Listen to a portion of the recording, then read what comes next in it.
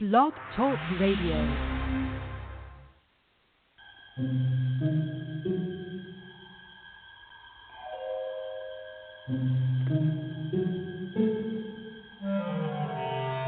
Archangels, ghosts, and Bigfoot, oh my.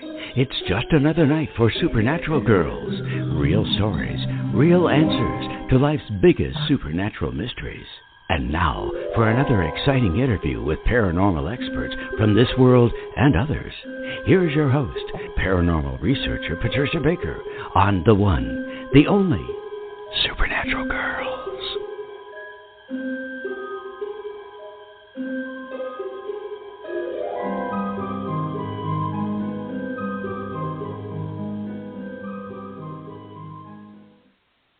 Welcome, everyone, to another exciting episode of Supernatural Girls Radio.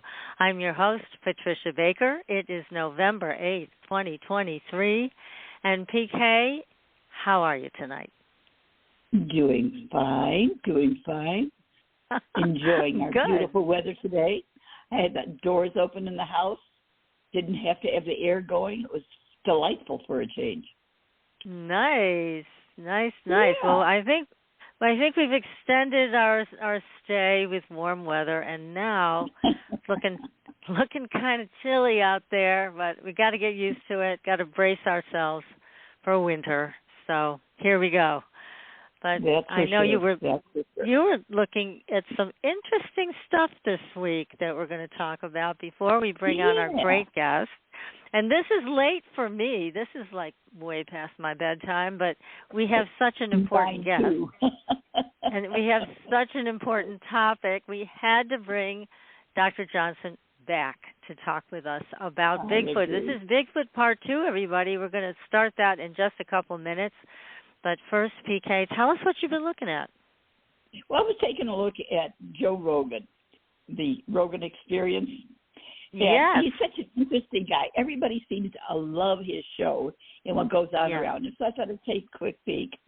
And the interesting part is the universe is in a 9-year. So it's all about drama, theater, and things of that nature. Oh, but so's Joe. Whatever the universe goes through, so does Joe. How's that for making things work? Wow, no kidding. Huh, how interesting. Yeah, but he's extremely hard-headed, but he does it in a way that's very creative. It's like he lays everything out, and very spiritual, very, very intelligent young man, by the way. And I took a look at things of that nature, but he lives in his head a lot.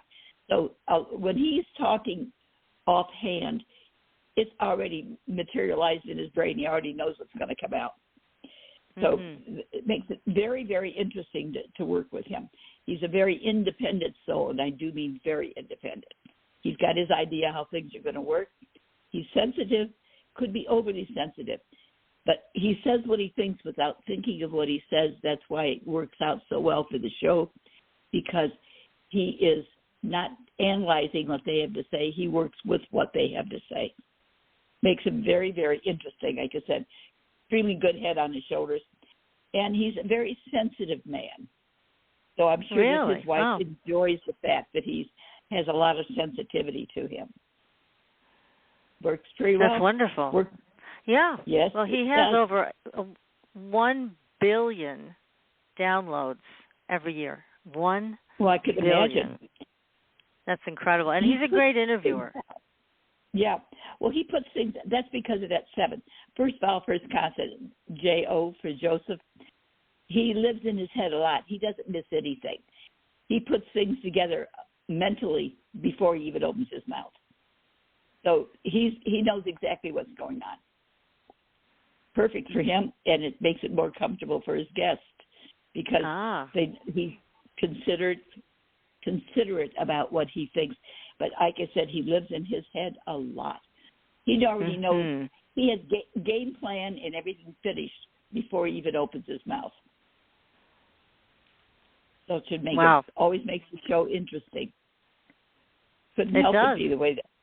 And then when we take a look at the show itself, by the name of the show itself, he is very sensitive again, but what a good head on his shoulders.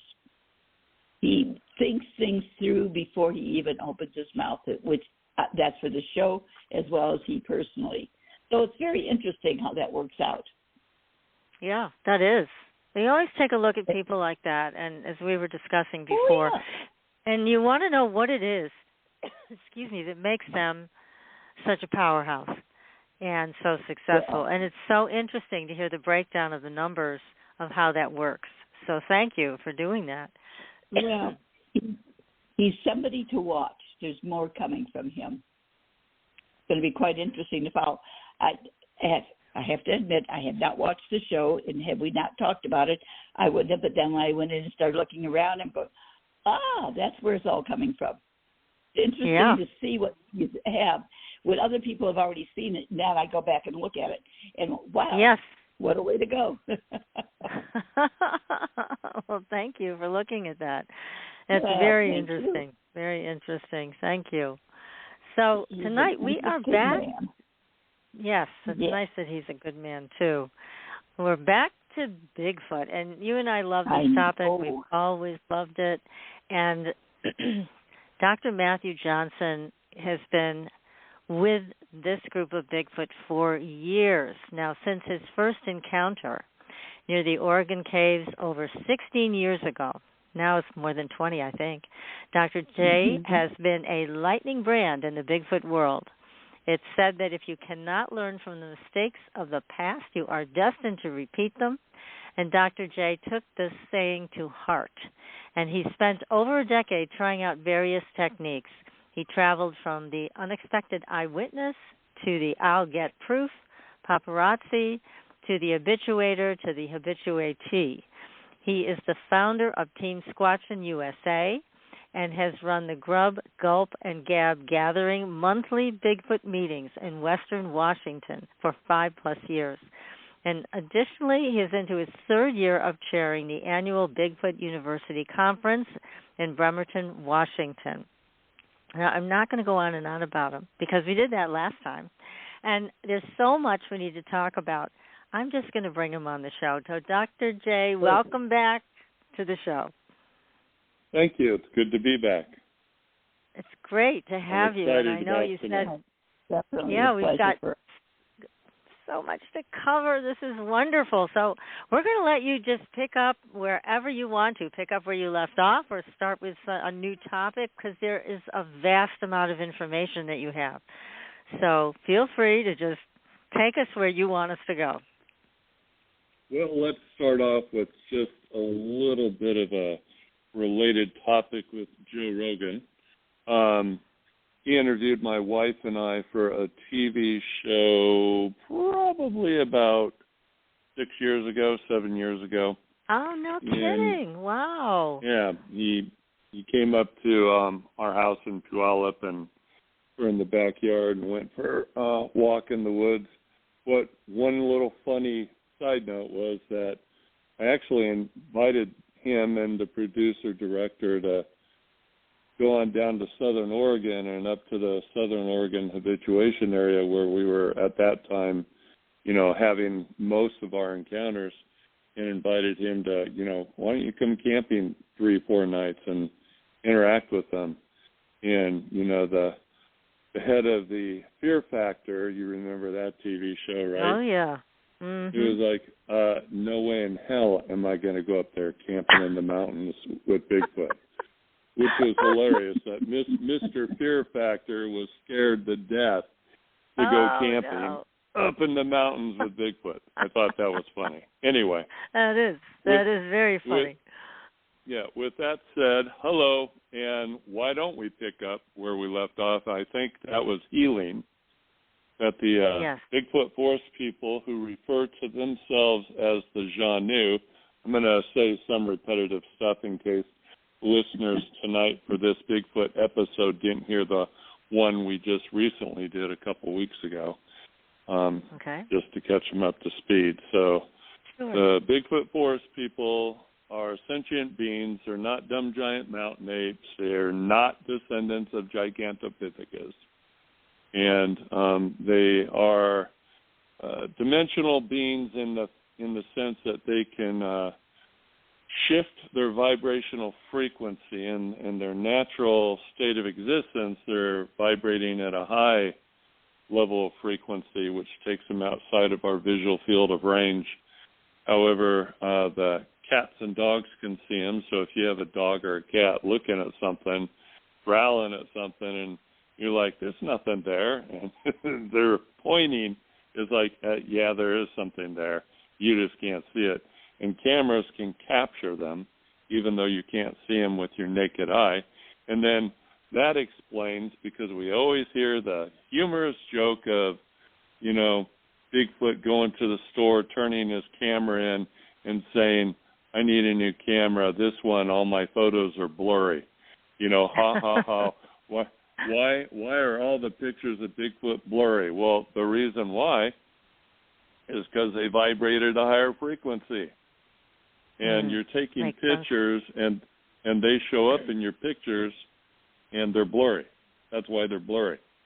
Now, as far as learning and interacting with them, which we do, and I've been at this for 23 years now, 23 and a half years, one of the things that I stumbled across was, like, started in 2012, so 11 years ago. I talked my wife into allowing me to play in a City League basketball game. It was a tournament, instead of taking her out for a Valentine's dinner. Oh, wow. Exactly. You know, so she was sweet enough to say, okay, honey, let's go to your game. So, you know, I'll take you out tomorrow night. So, anyway, we're a bunch of 50-year-olds playing a bunch of 25-year-olds, and we're actually spanking them. And I'm 6'9", 330 pounds. They can't stop me inside. They're beating on me. And we're just ticking these young puppies off. And so there was a loose ball. I dive for the loose ball on the floor. The other guard steps on the back of my left leg down by my heel. And then all of a sudden, snap. My Achilles tendon in my left leg severed. Oh, no. And worst pain I've ever had in all my years of playing basketball. And I got up and, you know, walked over to the corner. I was definitely done with the game. And you try to lift your foot, bend your foot, move your foot. Nothing's moving because your Achilles tendon is severed. So 2 days later, I ended up in surgery, reattaching the tendon. 2 days after that, I was on a plane flying from Seattle to New Orleans for a speaking engagement because I wrote a parenting book. And so I was speaking to a group of professionals about parenting, professionals and parents. And then I flew from New Orleans to Las Vegas for another speaking engagement. And then I flew from Las Vegas to Los Angeles for another speaking engagement. And then I flew back to Seattle. Well, after that, my left leg turned into an elephant leg. It was just as wide as my upper thigh all the way down to my ankle. It was one big, thick elephant leg. And it was that way for three years before my doctor referred me to a vascular surgeon. And so I got a referral, and my wife and I went to the appointment. And the young girl is moving up my leg and doing a sonogram, and she's going, oh, my God, what? Oh, I'm sorry. We're just, oh, my God. And I'm like, what? And then she moves up the other leg and says, oh, that's good, and then comes back to my left leg, oh, my God. And so, yeah, my wife and I are looking at each other, and she walks out of the room into the hallway, closes the door, and you can hear, but you can't tell what they're saying. And so the doctor comes in, closes the door, sits down by me and says, let me begin by telling you just how lucky you are. And I'm like, okay. And he goes, you should be dead. Oh, my God. What? said, you should be dead. What do you mean? Okay, so now this, by the way, I said 3 years later, so now this is in March of 2015, okay, when this is going on. I severed it in 2012. Now I'm seeing the doc 3 years later in 2015. You should be dead. And I'm like, why? He said, you had what I would diagnose as a big-ass DVT, or deep vein thrombosis, a huge blood clot. God. And it went from your groin to your knee. It was big. And I said, is it still there? He goes, no, it's gone. I said, what? He said, if you walked in here with that intact, I would tell you to get your affairs in order. I've been doing this for 25 years. Nobody lives through that. If you came in here with that intact, I'd tell you, if I operate, you're dead. If I give you medication to dissolve it, you're dead. If it breaks up on its own, you're dead. You should be dead. Nobody I've ever seen in 25 years with anything like that ever lived through it. You should be dead. And I'm like, oh my God. What happened? He said, I don't know. It was a miracle. God, something. I said, well, it's not there. No, it's gone. Well, then how do you know I had it? It blew out your circulatory system in your left leg. That's why you have an elephant leg. And so he told me to wear a compression sock, take some aspirin every day, which I've been doing faithfully for the last 8 years. But anyway, that was March of 2015. So now we hit fast forward, and now it's July of 2015. And Cynthia and I drive from Washington all the way down to Southern Oregon to go up into the mountains to our research area, or to the habituation area. And we know that the weather's going to be 100 degrees every day. It gets warm in Southern Oregon during the summer. And so she brings some sheets so we can leave the upper flap of the sleeping bag open and cover ourselves with sheets to keep the bugs off. And so in the middle of the night, I wake up because this large hand is on my thigh, my inner thigh, and it's rubbing up and down my leg from my thigh to my knee, back to my thigh, back to my knee, and I can feel this energy in the hand coming out into my leg. And this goes on for about 2 minutes. And then I hear mind speak.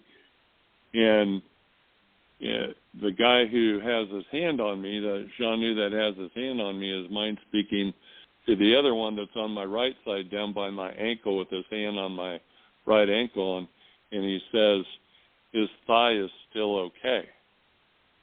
And then I'm like, or his leg is still okay. And then his hand goes to my crotch. It's not sexual, but he's putting some energy out there for about 2 minutes.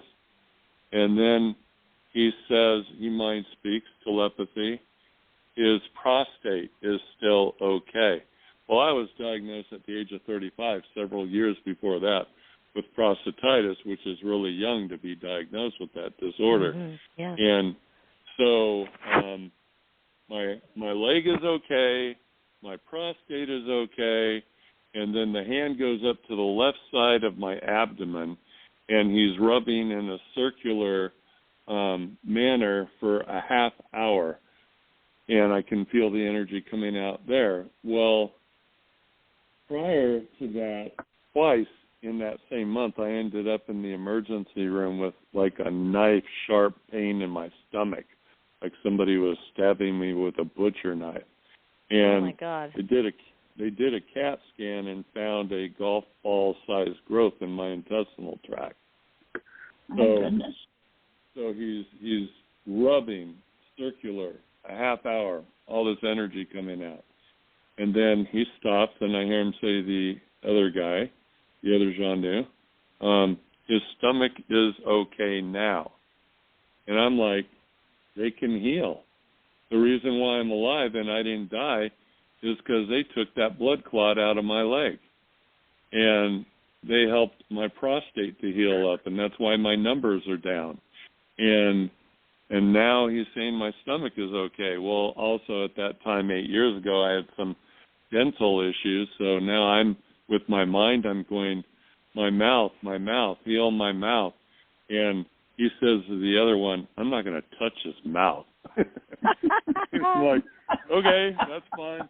I had to try. I had to ask. And so, 2 days later, we're back up in Puyallup, Washington, and I'm in the hospital because there was a scheduled colonoscopy, the snake, and so they knocked me out, and he does his job, and then I wake up, and he's standing there shaking his head, and he's got a picture of the CAT scan, and he goes, I went up your butt twice, not once, twice, and here it is in your CAT scan, but it's not there. It's gone. What did you do? And I'm like, I don't know. Yeah. I wasn't going to say, Terrible. I was up in the mountains and Bigfoot healed me. Yeah, we right. have a psychiatric consult, please. Word. Yeah, exactly. Right. So that was my first, awareness that they heal. And then we host, I took other guys up into the mountains as well, and there were healings. And then we host our monthly camps at our house now. We live in a big log home on 61 acres of forested property on top of a mountain surrounded by thousands of acres of other forest. And so people come here because you don't have to go up into the mountains. You can just come to our property to Camp Shawnee. And people have been healed here. I do say I cannot promise anybody a healing. All I can say is healings have happened. Amazing. Well, this is an amazing ability because not only are they able to heal, but they're able to see where the problem is. So the fact that they were able to identify that you had a blood clot, a growth, prostatitis, all of this goes along with being able to actually diagnose almost is what we're talking about, and then healing. What they do is they put both hands on your feet, and they send an energy wave from your feet all the way up your body to your head and back down to the feet. It's almost like their way of doing an MRI scan. Mm-hmm. Right. And that's how they find out what's going on.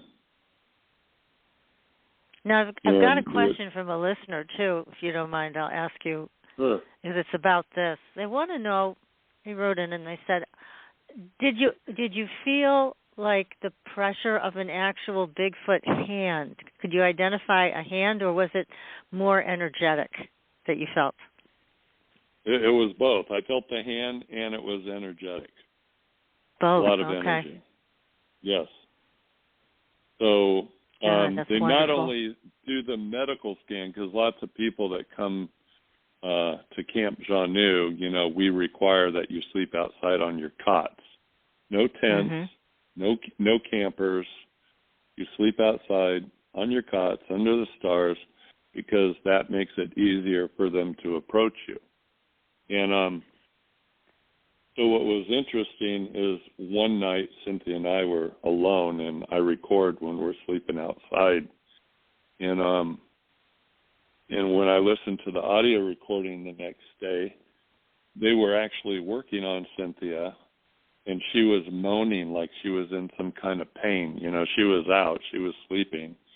And then I hear them say, what's wrong? Like a supervisor, what's wrong? Well, we were working on her, but she's bleeding internally. Why? Oh, I think my God. I think the stitches are too long. And I'm like, what? And did she have surgery? No, this is the Shawnee. They're working. Yeah, I understand it's there. Oh, they were saying this. No surgery. But no, about what they're doing. Mm-hmm. Okay. So they were not just related talking to about human surgery. Okay. It's them talking about what they're doing, their procedures. So what I was picking up from this is they had the person working on her, they had a trainee working with that person, they had a supervisor available to oversee everything, and then they had a little young one available to go for help if they needed to call in the bigwigs. Well, this is a big procedure. Exactly. Exactly. I was blown away. This is no small deal. Whoa. Wow. No, they have protocol. And one of the things that I learned is that they always have an anesthesiologist, and that's the person sitting by your right or left ankle with a hand on your ankle, and they knock you out. They knock you out, God. And then they work on you. And when we were at our vacation home in Montana on the lake, I woke up one night laying on my left side, middle of the night, and my right arm was being held up. Somebody had my right arm by the wrist. Somebody else had my right ankle. And I woke up because I could feel these fingers, these large, long fingers in my armpit. Not on my armpit, but inside my armpit, wiggling around and with energy. And I woke up in pain because that wasn't feeling very good. And then I hear the one working on me say, "He's awake." And then the other one with my ankle said, "Okay." And then all of a sudden I was out again. The next night, I'm laying on my right side, and I wake up because of the same thing. There's fingers in my armpit. My left arm's being held up. Somebody has my wrist, and it's hurting. And now this person down at the foot of the bed has my left ankle, and same thing. He's awake. Okay, knock me out again. And later on, when I woke up later on that morning, I asked Zorth what was going on, and he said they were healing your lymphatic system, that there were some signs of cancer, and so they were getting rid of it. This is so remarkable. I don't doubt this for 1 second. I mean, everything you're saying is so remarkable. They have such a deep understanding of our human physiology and the ability to correct the things that are going wrong. I mean, they saved your life, it sounds like, more than once. Correct. Yep. And they have other people that have come here. And what about Cynthia that night that she was moaning in her sleep and they were all working on her? What did she experience from that? Was there something that she needed to have healed? She had 2 hips going bad on her. And so they were trying to do some work before she went into surgery. And she did go into surgery shortly after that, and she had a double hip replacement surgery. Oh, my gosh. So, yeah. She had twins. She didn't want to do one, heal up, go back, do the other one. Let's just get it over with. Well, do them both. She's some kind of brave. Yeah, she's a tough gal. Yep. I guess. Yep. Well, PK, you know what that's like because you've had hip replacements. Yes, 3 times. Oh, don't want to do that again. No. Wow. So they obviously care deeply for you guys. That's so just so heartwarming. There's such a deep connection there. They truly want to help you. They do help you, and they help others that come to your property. Mm-hmm. It's got to make you feel so good that you've made this deep of a connection with them. Well, yes, it does. And it sounds a little weird. I'm a psychologist. I know what, crazy is. And it sounds crazy, but everything I'm telling you is the truth. It's very real. One night, my wife and I were out there alone doing a night sit, whining to each other, and I think I alluded to this in the last show, complaining, went into the house, brushed our teeth, went to the bathroom, grabbed our pillows, came back outside, climbed in our cots, and went to sleep. Well, while we were in the house, I was recording with a parabolic microphone dish, and Saria, the wife of Cantu, the clan leader, comes over to the parabolic microphone dish, and you two heard this last time, said agathos, which is Greek for God is good, and then said, oh, come, you should be positive about living with us. And, you know, I think about that, and I'm like, we're living with them. Mm-hmm. You know? Yes. They're in our house, they're outside our house, they're everywhere. It's amazing. It is amazing. It is. I mean, again, the bond is so strong. And do they bring new members of their tribe to you? So are you meeting new members? When we get group? there are new members that come in and out. You know, we helped with the Exodus in June of 2016, so we're kind of on top of their appreciation list for helping the Janu out that way. And so, you know, they like to come by and say hello. We have 3 portals on our property. Oh, nice. So one of the portals is a short portal, which is from one point on Earth to any other point on Earth. And then we have a long portal, which is from Earth to another planet.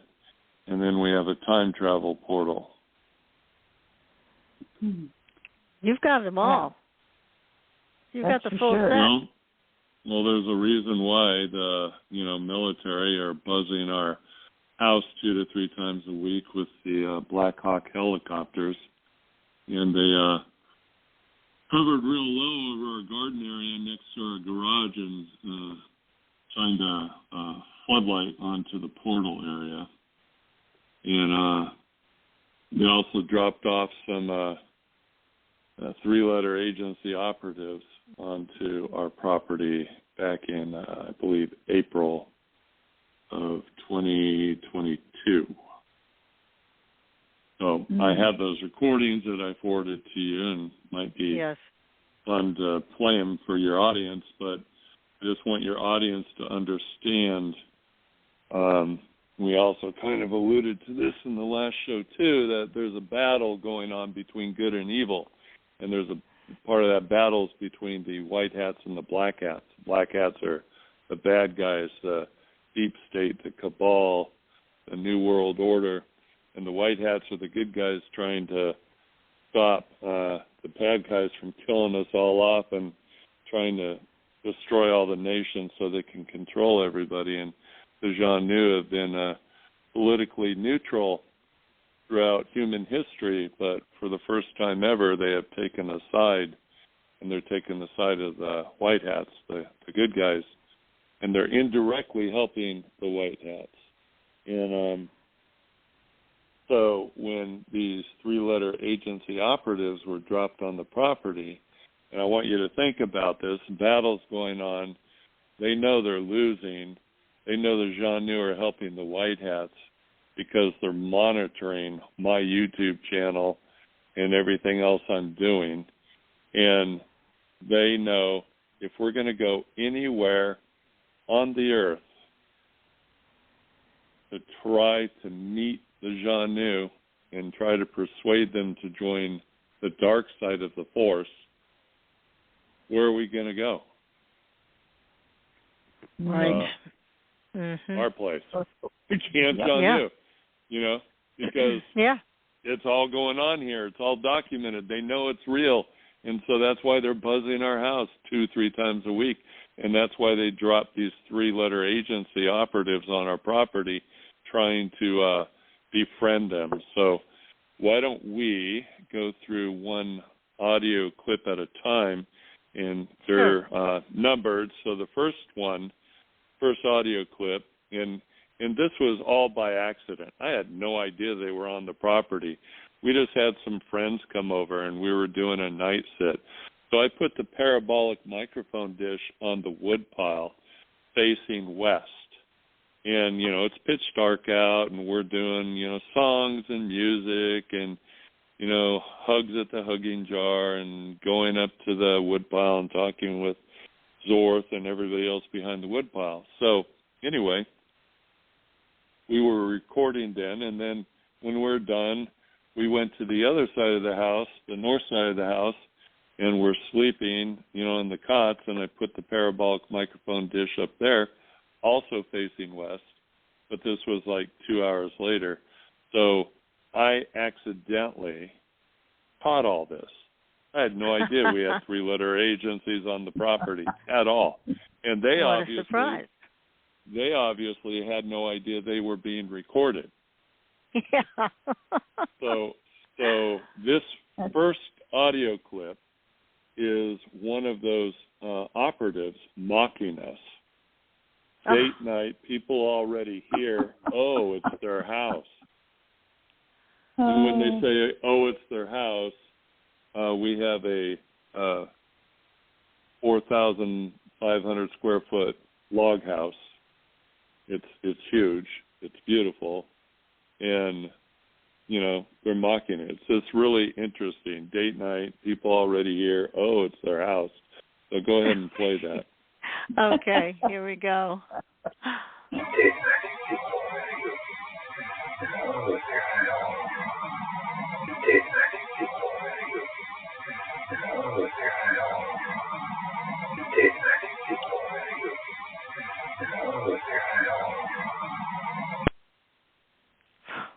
Jeez.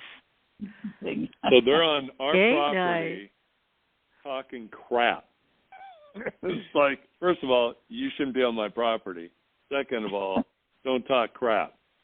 Yeah, what are they, 12 years old? I mean, Jesus. Yeah, it's just stupid. You're three-letter agency operatives, and you're talking like little teenagers. Exactly. Okay? Scary, isn't it? But, they're not only little, scary. Teenagers, but now this next audio clip, number 2, that's what we're trying to do. I don't think we're safe. And he's talking with somebody on an electronic device, a walkie-talkie, a phone, something. And you can hear the guy on the other end of the device saying, I hope you all do okay. Ooh. Okay, you ready for me to play that? Yep. Yes? Okay. Yes.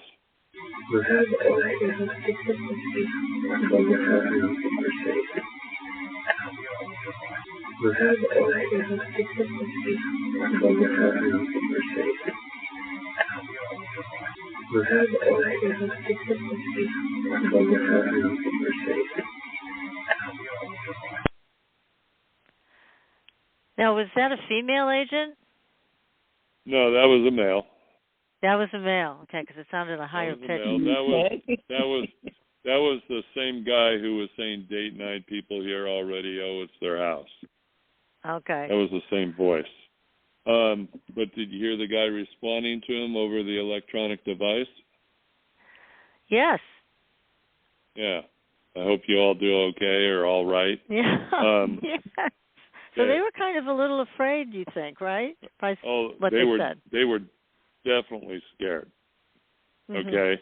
So now what's interesting is the third audio clip is a young Jeannu, okay, in the same area. And the young Jeannu is saying, lots of fear.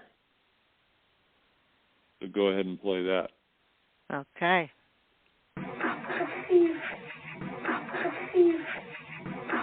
Yeah.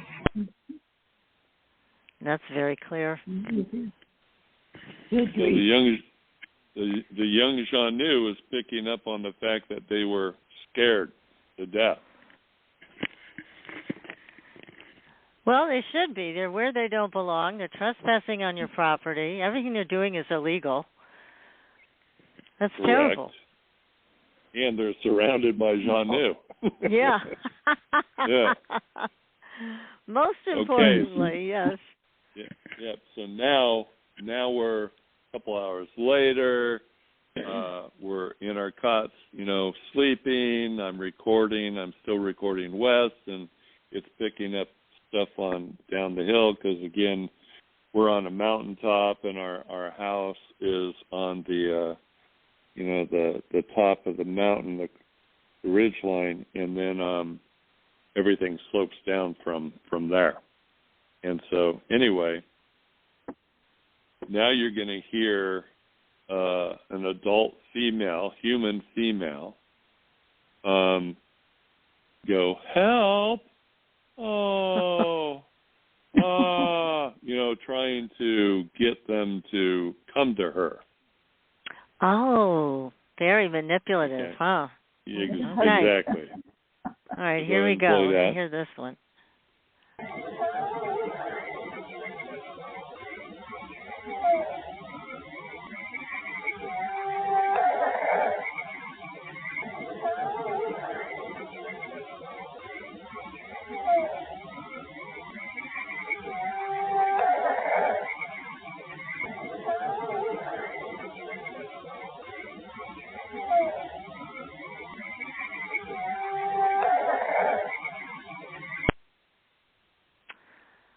Well, that's pathetic. Yeah, well, that's one thing that I like about recording at night is you never know what you're going to get. And so I would say that over half the stuff I've learned over 23 years is from my audio recordings. Well, thank God you're doing this. Thank God you have your cameras up, you have your parabolic mic up. I mean, you did the right thing by making sure that you had records of everything. And, yep. I don't know if they didn't know you had all this equipment or they didn't care. Well, I'm kind of thinking in this particular case, they didn't think I had it up because we're at home. It's on our property. I'm not up in the mountains. And, normally I don't record in the night sit area and, putting the parabolic microphone dish on the wood pile. Normally I don't do that. And so I was fortunate to capture that first part before we switched sides of the house. So now after the human female is trying to act like she's in distress, come help me, then the next audio clip, number 5, you hear a Jean say, watch it, it's a trap. Ha. So go ahead and play that. Okay. Sure.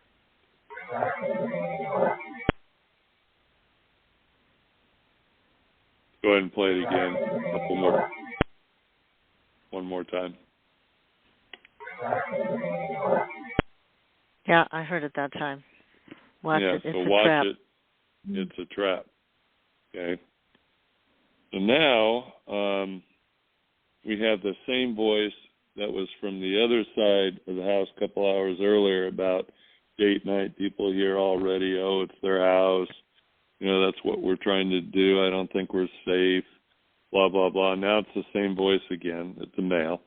And he's saying, you really don't want any friendship? So that's where, they're trying to befriend the Jean to talk them into joining the dark side of the force, the Black Hats, the Cabal, the New World Order.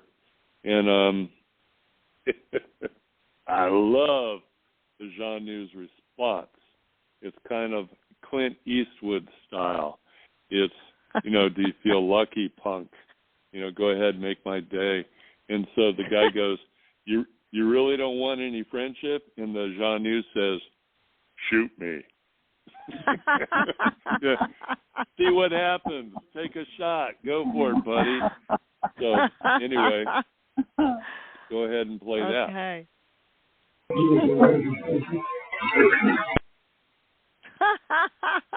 Go ahead and play it a couple more times. Yeah. One more time.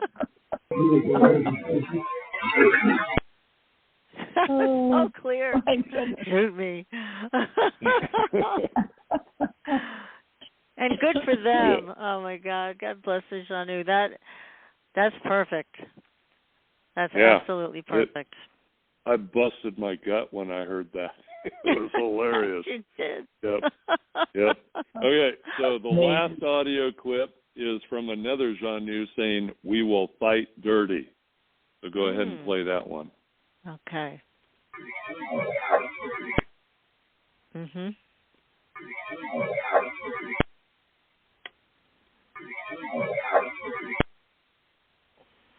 Good. Now, what I didn't send to you because it's kind of hard to hear. You know, I really have trained my ears over 15 years of recording to pick up on things and hear things, and sometimes it doesn't play out very well. But the last audio recording that I did not send to you, but I'll just tell you about, is Martin, your legs okay? Do you feel them? Nope. Okay, we're going to roll you over and check your back out.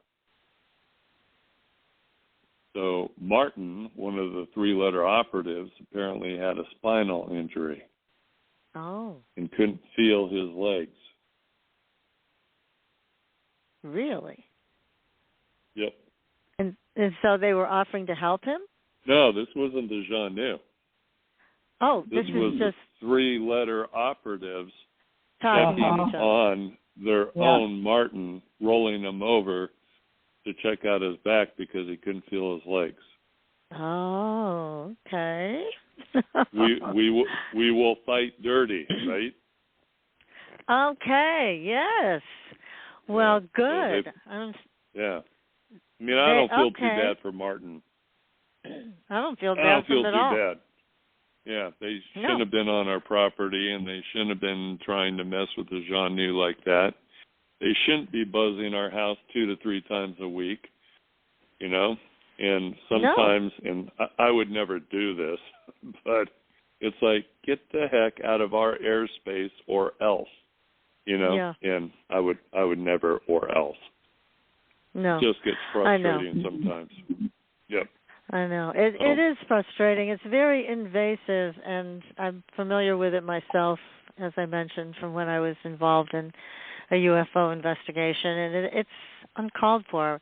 And, the other thing that I've heard about these helicopters from years ago, they had the technology to basically be flying around your house and your property, but they can see everything. They can see if you have any weapons, where they might be stored. They can see the layout of your house, the whole floor plan, everything.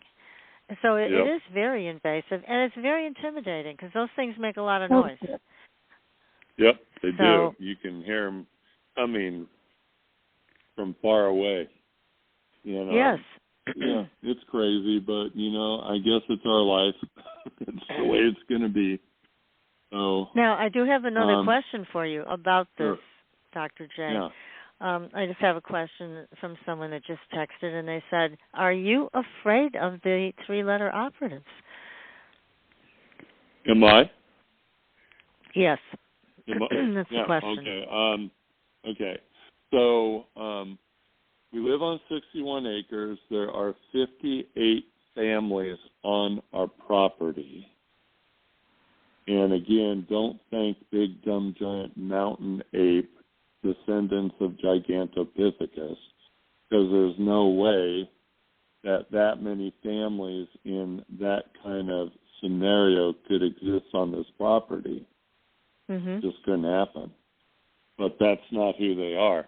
And I have often been accused of chasing unicorns, and this is the woo-woo, and it's all stupid and crazy, when in reality, there's no such thing as Gigantopithecus. They have, out of a cave in China, one tooth and a partial jawbone. And out of that one tooth and a partial jawbone, they made some 10-foot-tall, large, giant mountain ape out of that. Right. And then they went on to theorize that Bigfoot is a descendant of that figure they created out of one tooth and a partial jawbone. And in reality, the people who are running through the forest after a descendant of Gigantopithecus, they're the ones that are chasing unicorns. They're the ones who are after something that does not exist. Okay? So yes.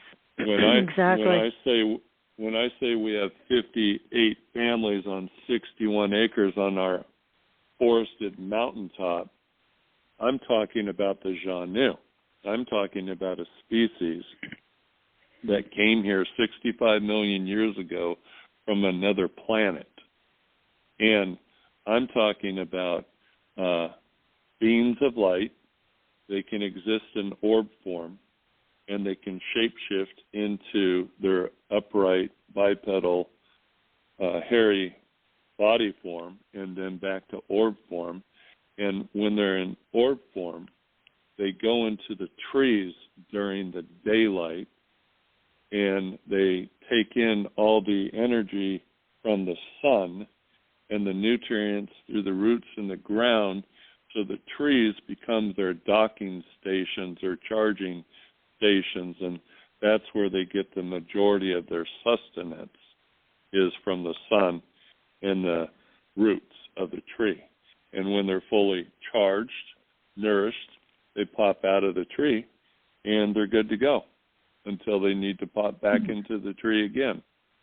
So with that context in mind, we have 58 families that can easily pop in and out of trees on our property. And then we're surrounded by thousands of acres of more forest. Okay?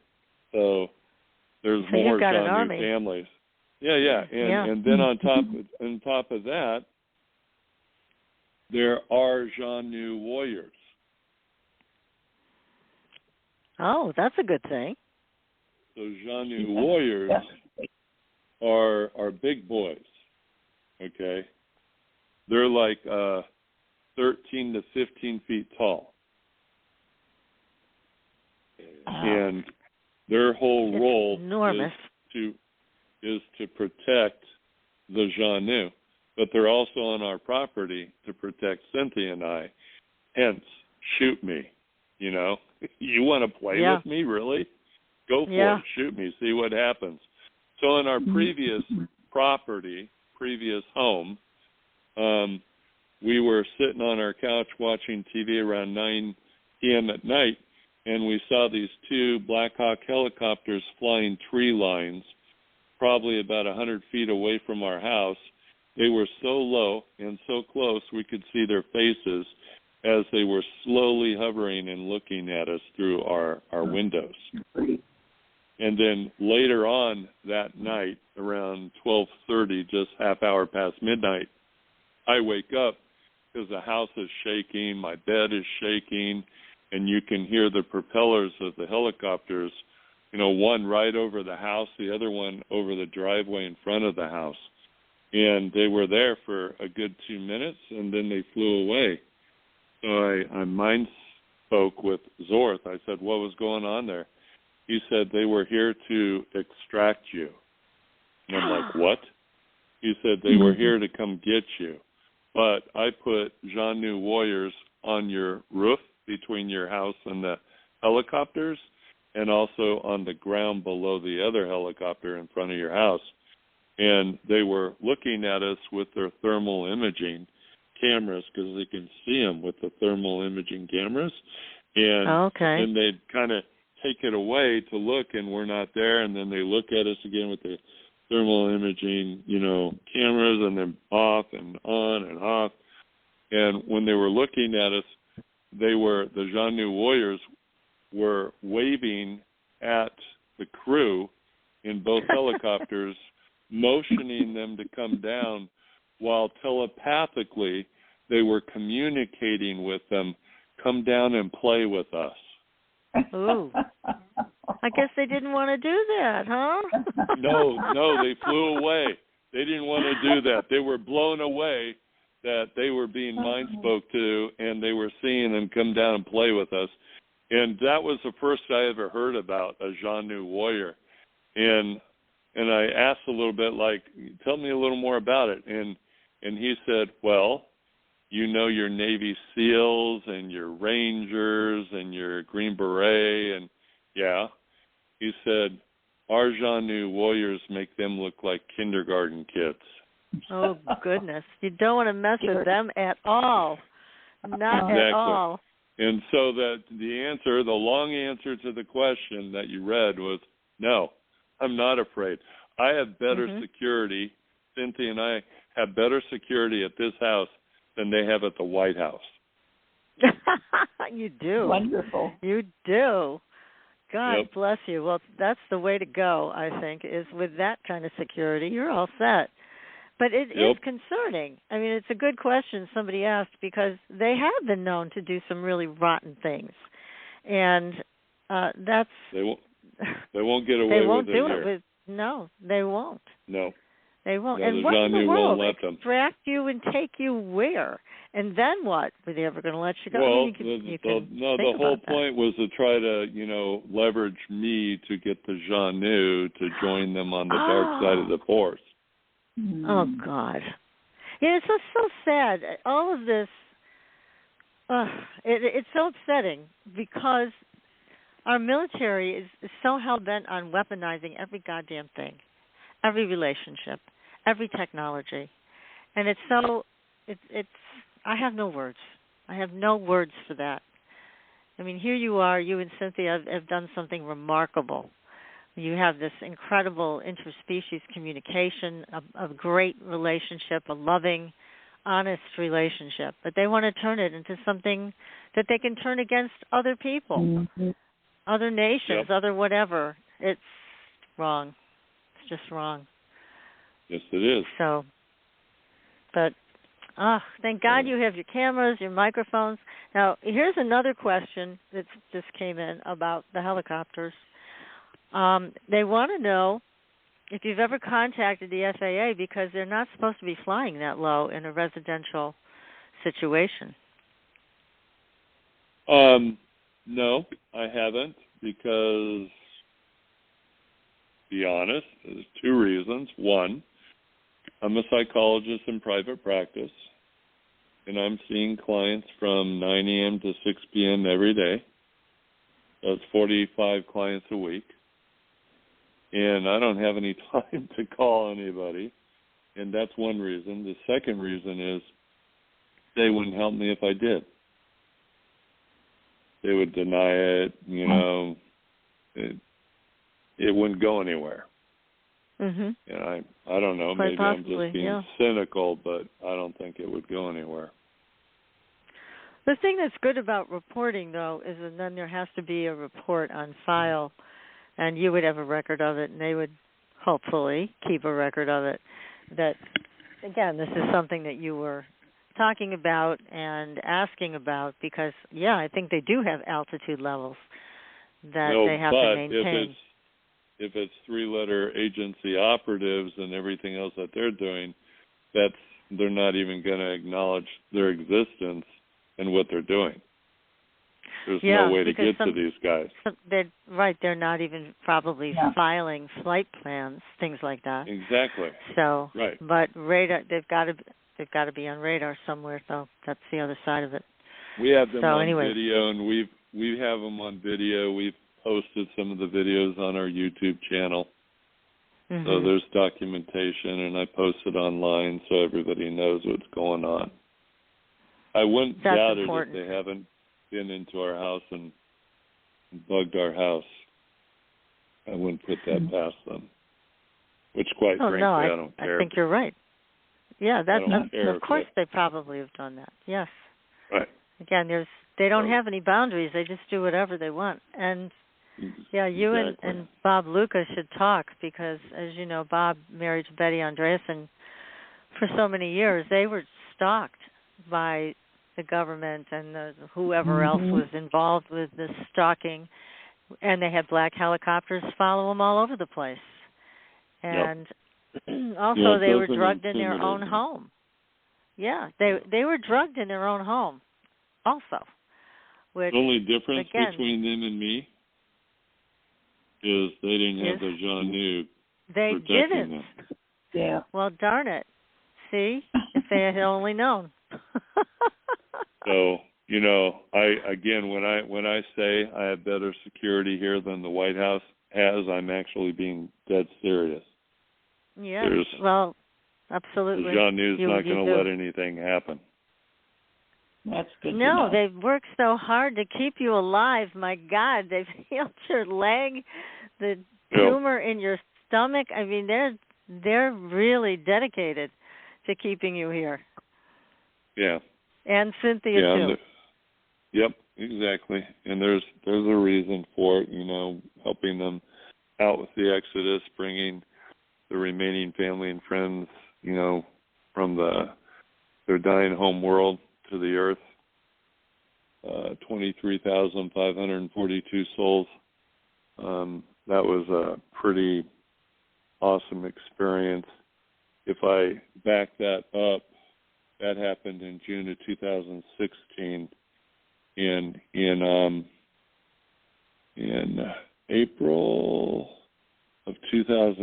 March of 2006, I took my at that time my wife and 3 other kids down to San Francisco for a spring break vacation, and we enjoyed the Bay Area. And then it was time to return home to Southern Oregon, and we were at this humongous Shell gas station, and it had like 4 rows, and these rows were like, 20 pumps. It was huge. And at this time, we were on the outside row at the end, and there was only one other car there, no other cars, just one. And it was on the other outside row at the other end. It was a little car. So I'm standing outside my Suburban, gassing up the Suburban, and this woman, tiny woman, starts walking in my direction through the pumps, comes all the way over to me. And again, this was March of 2006. And she looks at me and she said, God wanted me to come over here and tell you that someday you're going to help thousands and thousands of families.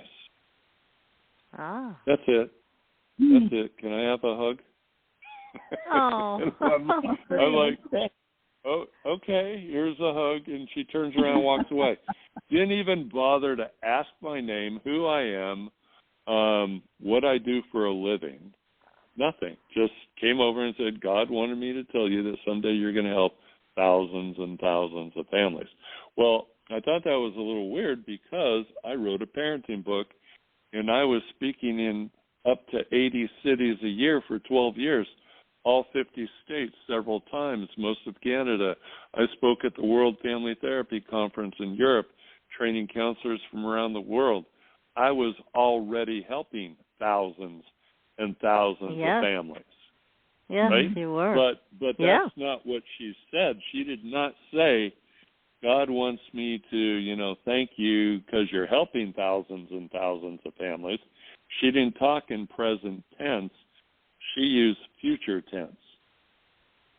Amazing. So she was talking about the Janu. The Janu, the Exodus, which happened 10 years later up in the mountains in southern Oregon. What an amazing message. That's why we're on top of their "we love you a whole lot" list, is because of the effort we put in to help them. To saving them, yes.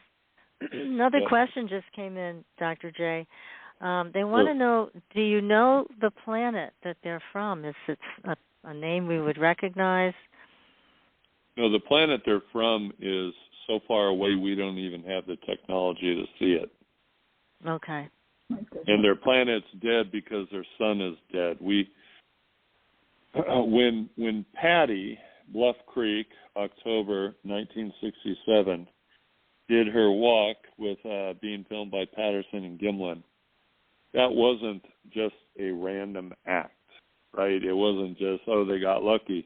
The Janu orchestrated everything behind the scenes to get them there, mind speaking, kind of persuading the way they're thinking, and got them there.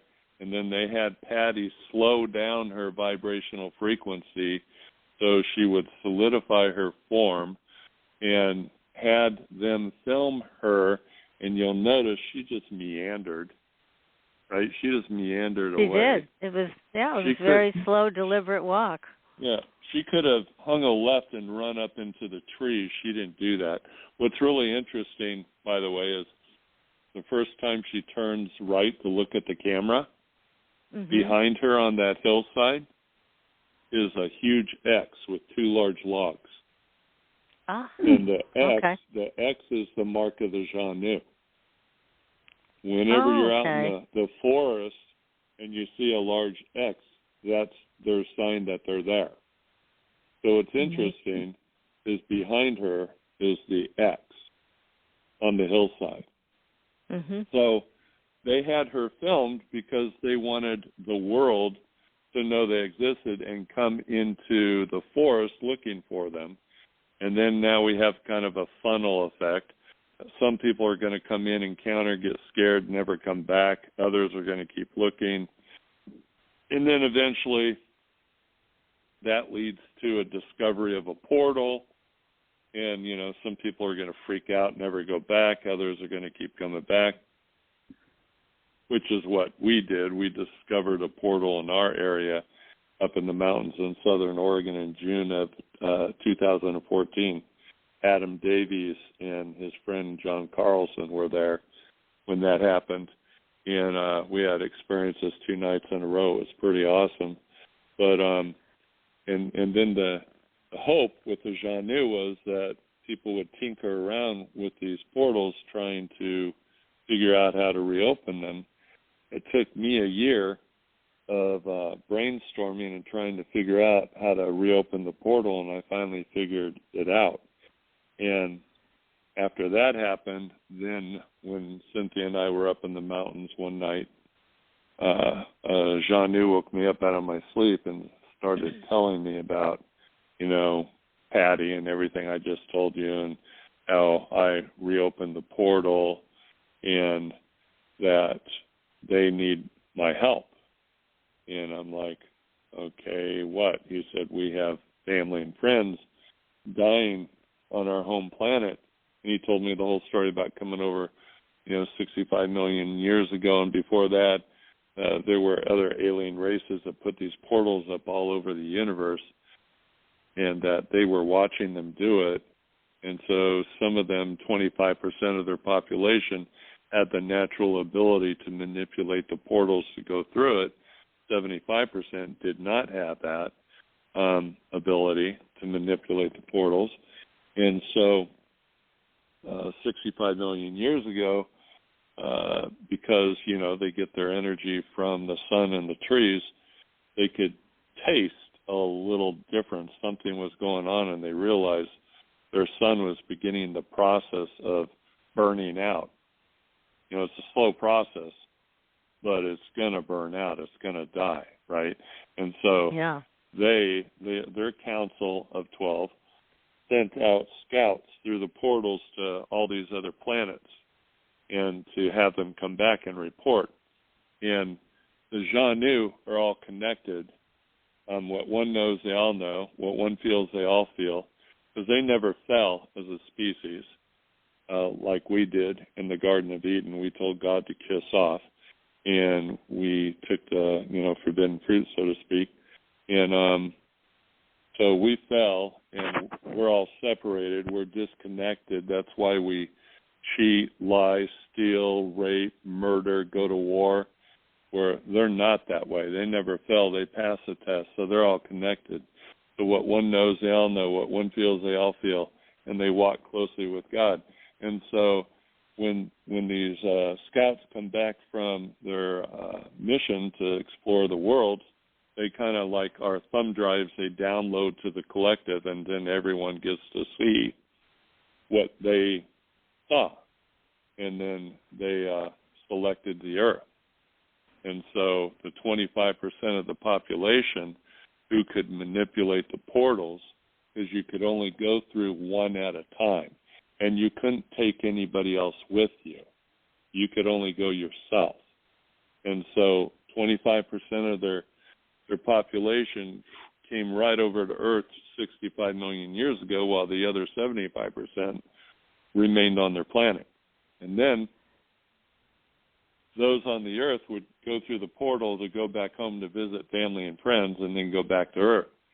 Well, when they went back to their home planet, they would, again, be a thumb drive, because what one knows, they all know. What one feels, they all feel. So they'd kind of download the thumb drive, and everyone on the home planet got to see what was going on at Earth. And then when they went back home to Earth, they were like a thumb drive again, and they would download everything that happened on their planet. So everyone on Earth got to see what was going on in their home world. So anyway, woke me up, told me about this, figured out how to reopen the portal. We need your help. We need a shunt. And one thing I forgot to tell you is, so I could understand what they were going through, he actually allowed me to hear the voices and to feel the despair that was going on their oh my goodness whole world. Oh. And I could feel it all. I could hear it all. And he let me do that for about 30 seconds, and then he stopped it. And he said, "Will you help us?" And I said, sure, I'll help you, but I'm not good with my hands. I'm good with people, but I'm not good with my hands. But I can put a team together, and we can try to figure out how to help you guys. Well, I was on Coast to Coast AM with Connie Willis with the show, along with Bob Gimlin. And after that show was over, I got contacted by Robert Golka. I'm sure he's passed by now. He was in his 80s, and he said, "I heard your show with Connie Willis, and you talking about the portal, and everything that was going on there, and it's like really similar to my work with the Bermuda Triangle, and I believe that to be a big portal. And everything you're describing about your portal is like that portal, and I'd like to come out to your area, and I'd like to be able to meet your Bigfoot as well." And I'm like, "Well, that's awesome. Like, talk about good timing. I need to assemble a team, and I need your help to, work with this portal thing." And he's like, "Okay." So, yay, I have a retired physicist from MIT who's going to help me. Top of the line here. Yes. How awesome is that, right? Well, a week later, I call him up to update him, and he says, "We need to kill one of those Bigfoot and turn its body over to science." Oh, no. And I'm like, "Thanks." And I hung up on him. And I'm like, "You're off the team." Yeah, really. So now I'm back to square one. So then a week later, I get an email, because I get email all the time, but this one email stood out. It was from Steve Bachman from Buckley, Washington. And he says, "I know you don't know me, and I know you probably get a lot of emails, and I've been following a lot of Bigfoot researchers on YouTube, and there's only two guys I really believe, and it's you and some other guy in Florida, but you live closer to me. And if it was okay, I would like to be able to come with you up into the mountains. By the way, I work with my hands. I remodel homes. I build houses. I refurbish antique tractors. Oh, and I attached a picture to the email of an electric magnetic pulsating device based on Tesla's design that I recently made, and I just thought you might be interested." And I'm like, "Wow. What the?" Talk about timing again.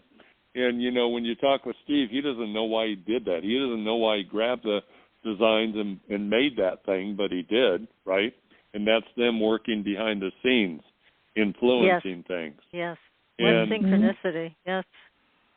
And so we take it up into the mountains, and wham, bam, thank you, ma'am, the exodus occurs. We turn it on all night long, 23,542 souls come over. And what happened was the Janu were charging themselves up with all this magnetic energy.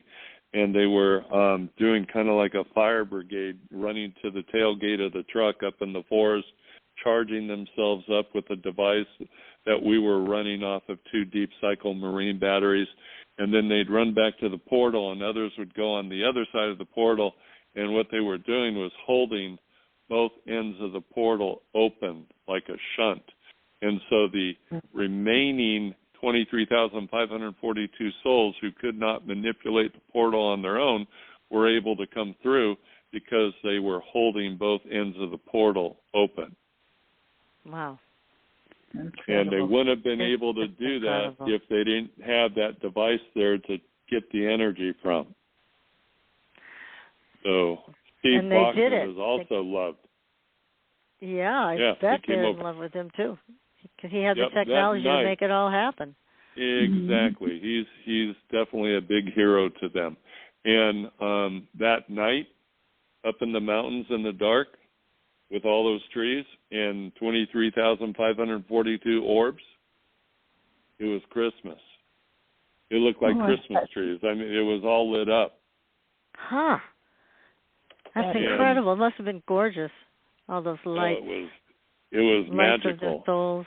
Mhm. Yeah, it was magical. And then they were kind of floating over. Sometimes there were these like window panes, like 3 by 3 foot window panes, flat, that were floating over towards me, and there would be a face in the middle of this window pane. And you know, they would say thank you, and then they would float away. And earlier that night, my boy Grady was there. He was 9 years old. He always went to bed around 9:30, so I tucked him in a sleeping bag on his cot while, you know, we were awake doing our thing. And so I put him in a sleeping bag, zipped him up, started walking back over to the chairs, and all of a sudden I hear, Dad, there's something in my sleeping bag by my ankle. And so I'm like, oh, crap. You know, a rodent or a snake. Yeah. And so I run back over to his sleeping bag, and I unzip his sleeping bag, and I'm going to throw the flap up, and then I'm going to reach and grab whatever it is, and I'm going to chuck it into the trees. Well, I open up his flap, and there's a bright orb the size of my fist down by his ankle. Oh.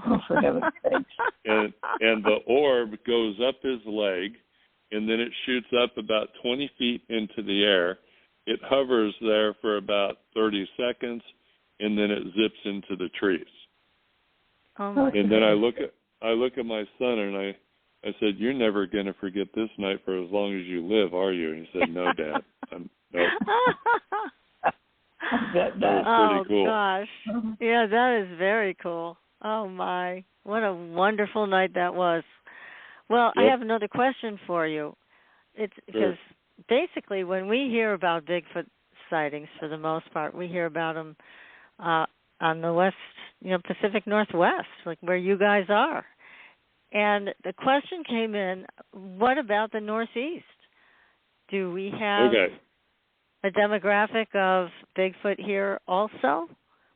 Okay, so the morning after the Exodus was over, Zorth, the leader of the Council of 12, and the Council of 12 consists of 2 Janu from each habitable continent. Okay, there are 7 continents on the planet, but only 6 are habitable. And remember, they use the trees, right? And there's no trees in Antarctica. Okay, so the morning after, Zorth says, actually I was kind of in tears and crying. I felt a relief. I said, am I done now?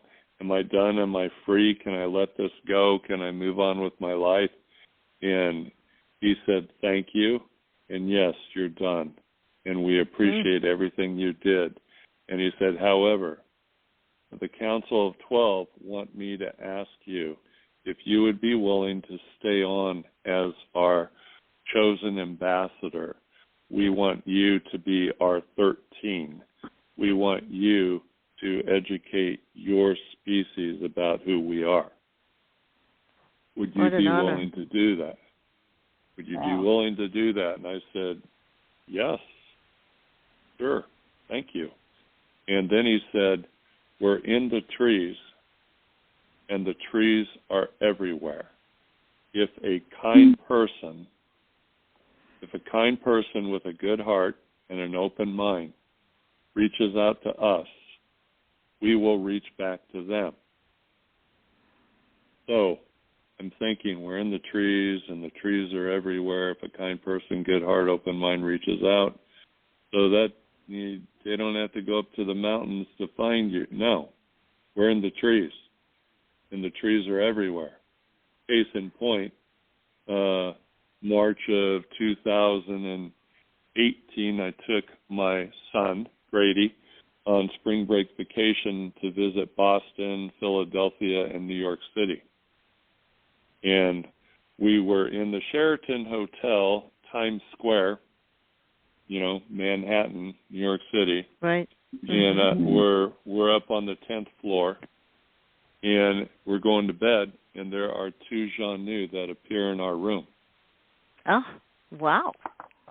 And I'm like, hi. What a surprise. Where did you guys come from?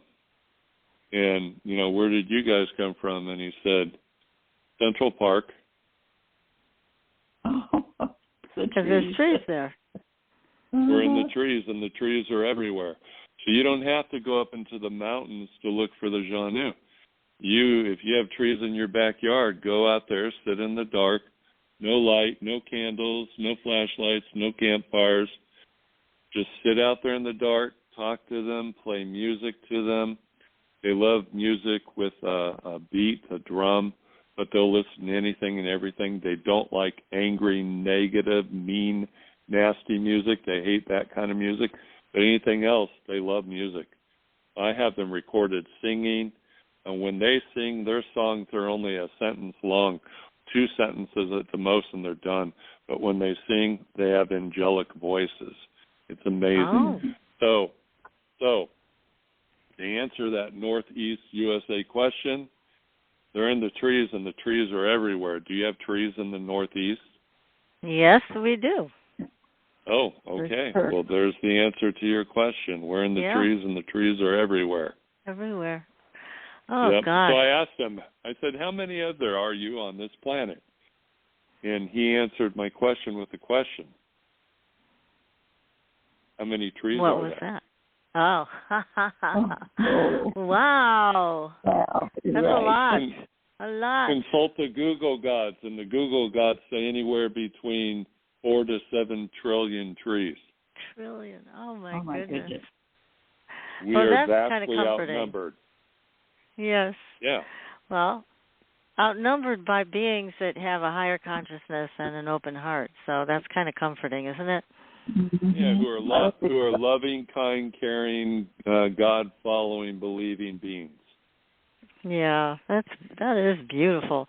Dr. J, I want to make sure we talk about your books, because you have a couple of books about this. So tell people the name of the books and where they can get them. Okay, so the first book I wrote is Bigfoot, a 50-year journey come full circle. The second book I wrote is The Jean-Nu, the Bigfoot Forest People. They can get those books on Amazon.com, but to find the link, just go to my website, which is Jean-Nu.com.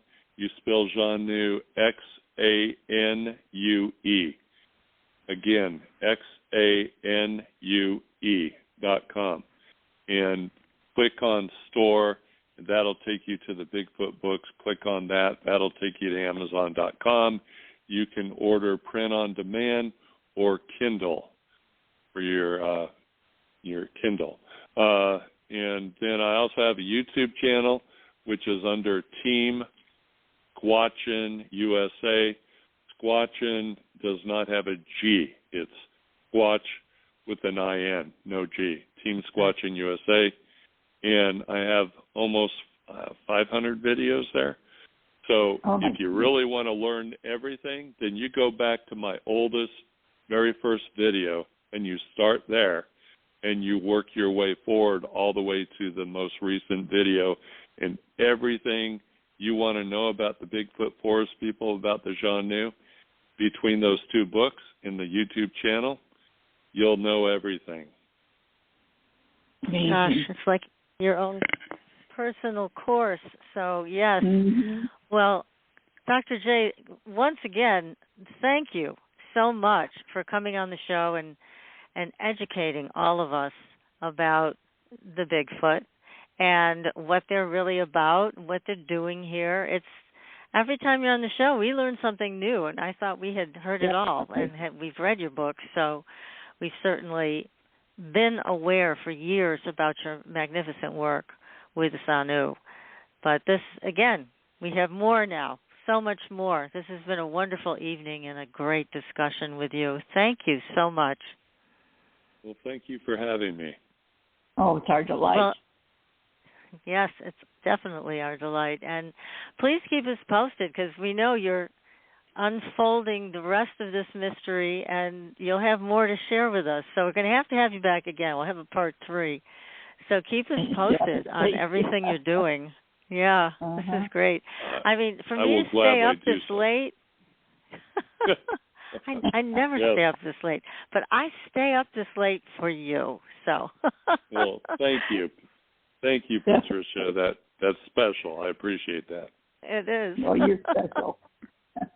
You are very special. You're certainly much loved.